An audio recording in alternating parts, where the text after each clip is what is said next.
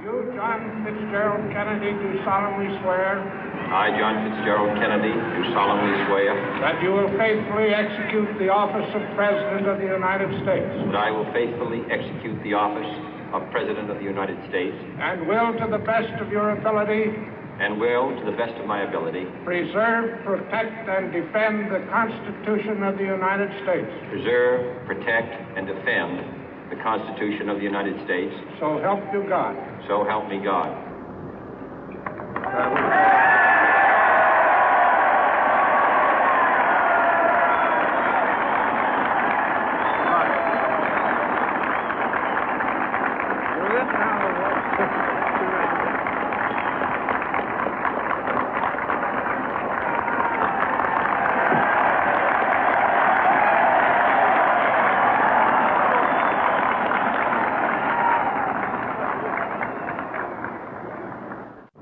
Vice President Johnson, Mr. Speaker, Mr. Chief Justice, President Eisenhower, Vice President Nixon, President Truman, Reverend clergy, fellow citizens. We observe today not a victory of party, but a celebration of freedom, symbolizing an end as well as a beginning, signifying renewal as well as change. For I have sworn before you and Almighty God the same solemn oath our forebears prescribed nearly a century and 3/4 ago. The world is very different now, for man holds in his mortal hands the power to abolish all forms of human poverty and all forms of human life.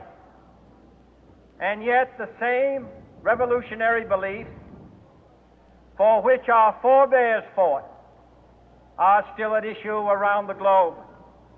The belief that the rights of man come not from the generosity of the state, but from the hand of God.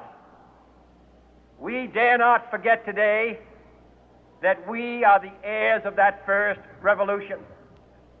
Let the word go forth from this time and place to friend and foe alike that the torch has been passed to a new generation of Americans born in this century, tempered by war, disciplined by a hard and bitter peace, proud of our ancient heritage, and unwilling to witness or permit the slow undoing of those human rights to which this nation has always been committed and to which we are committed today at home and around the world.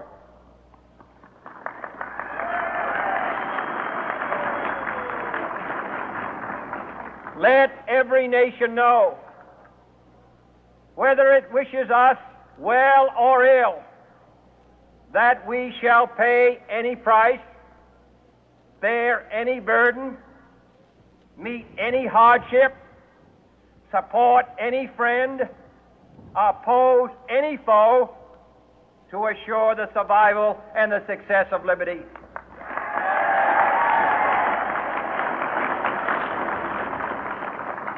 This much we pledge and more. To those old allies whose cultural and spiritual origins we share, we pledge the loyalty of faithful friends. United, there is little we cannot do in a host of cooperative ventures. Divided, there is little we can do, for we dare not meet a powerful challenge at odds and split asunder. To those new states whom we welcome to the ranks of the free, we pledge our word that one form of colonial control shall not have passed away, merely to be replaced by a far more iron tyranny. We shall not always expect to find them supporting our view, but we shall always hope to find them strongly supporting their own freedom, and to remember that in the past, those who foolishly sought power by riding the back of the tiger ended up inside.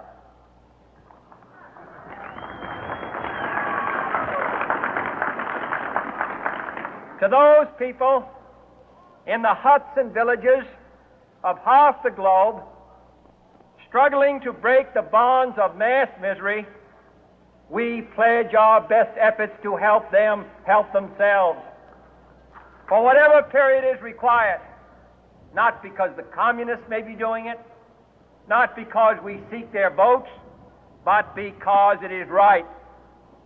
If a free society cannot help the many who are poor, it cannot save the few who are rich.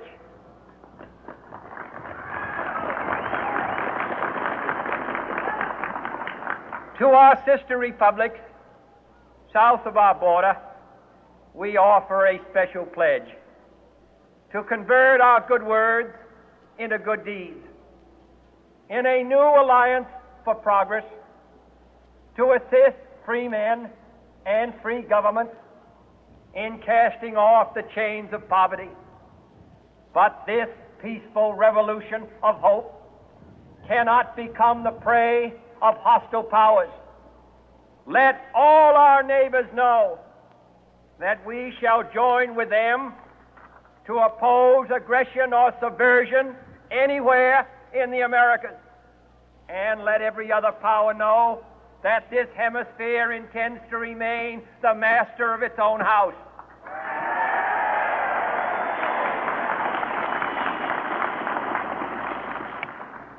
To that World Assembly of Sovereign States, the United Nations, our last best hope, in an age where the instruments of war have far outpaced the instruments of peace, we renew our pledge of support to prevent it from becoming merely a forum for invective, to strengthen its shield of the new and the weak, and to enlarge the area in which its writ may run.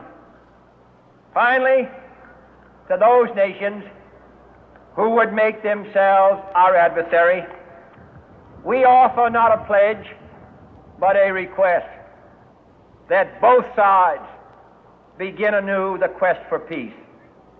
Before the dark powers of destruction, unleashed by science, engulf all humanity in planned or accidental self-destruction, we dare not tempt them with weakness, for only when our arms are sufficient beyond doubt can we be certain beyond doubt that they will never be employed.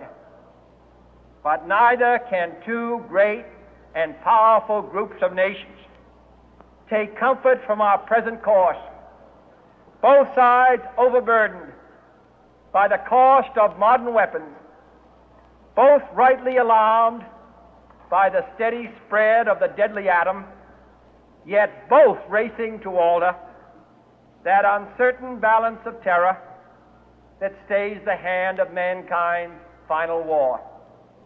So let us begin anew, remembering on both sides that civility is not a sign of weakness, and sincerity is always subject to proof. Let us never negotiate out of fear, but let us never fear to negotiate.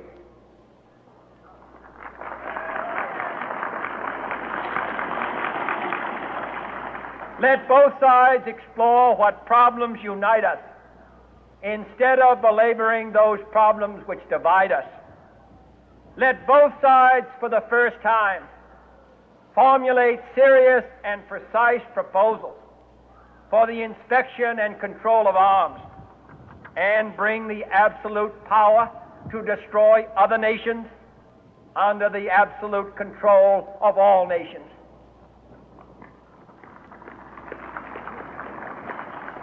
Let both sides seek to invoke the wonders of science instead of its terrors.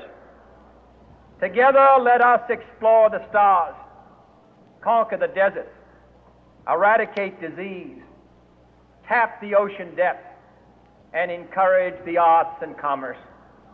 Let both sides unite to heed in all corners of the earth the command of Isaiah to undo the heavy burden and let the oppressed go free.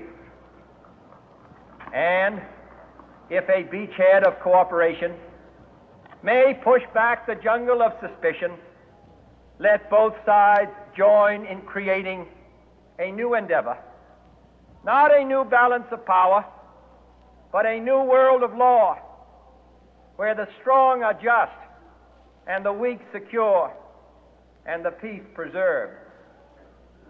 All this will not be finished in the first 100 days, nor will it be finished in the first 1,000 days, nor in the life of this administration, nor even perhaps in our lifetime on this planet. But let us begin.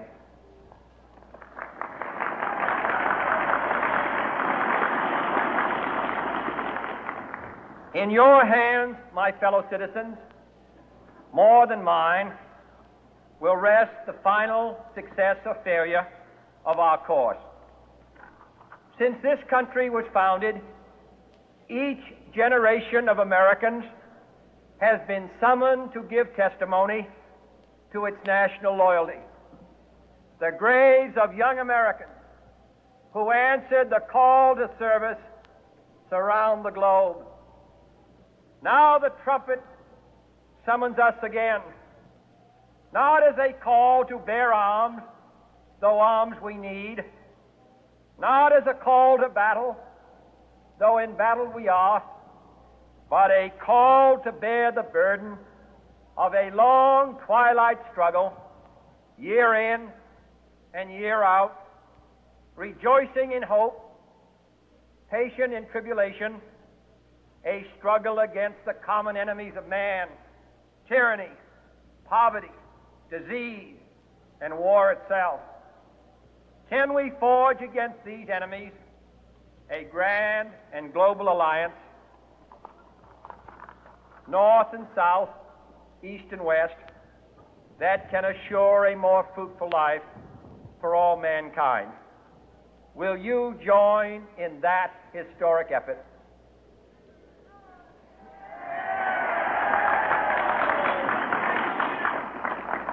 In the long history of the world, only a few generations have been granted the role of defending freedom in its hour of maximum danger. I do not shrink from this responsibility. I welcome it.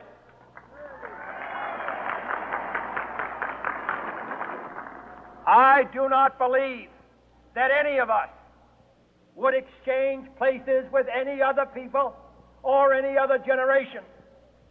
The energy, the faith, the devotion which we bring to this endeavor will light our country and all who serve it. And the glow from that fire can truly light the world. And so, my fellow Americans, ask not what your country can do for you. Ask what you can do for your country.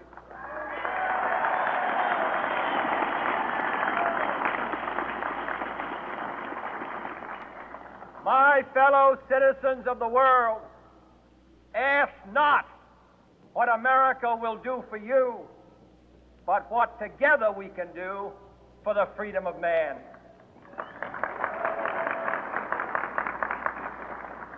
Finally, whether you are citizens of America or citizens of the world, ask of us here the same high standards of strength and sacrifice which we ask of you.